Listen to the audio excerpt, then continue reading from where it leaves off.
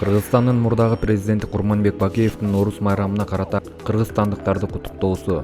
Ардактуу калайык калкым, кымбаттуу кыргызстандыктар, сиздерди улуу Нооруз майрамы менен чын жүрөгүмдөн куттуктаймын. Эзелден жаңы күн деп аталган Нооруз менен чыгыш жылнамасынын жаңы жылы башталды. Ылайым жаңы жылыбыз аманчылыктын, ынтымактын жана биримдиктин, ырыскы берекенин, тынчтыктын жана байгерчиликтин жылы болсун. Жаратканыбыз Кыргызстаныбызды колдосун, экономикабыз өсүп, элибиздин жашоо тирикчилиги жакшырсын, оңолсун.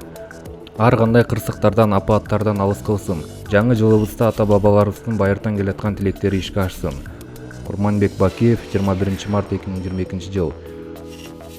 Нооруз майрамына карата өтүп жаткан майрамда министрлер кабинетинин төрагасы Акылбек Жапаров сөз сүйлөп, жалпы кыргыз элин куттуктады. Ал өз куттуктоосунда дүйнө жүзүндө үй-бүлөдө 2ден бала төрүлсө, ал мамлекеттин индекси жакшы деп саналат. Биз да 4-5 бала төрүлгөндү Кудайдан тилейли. Халкыбыз 6,5 миллиондон ашты.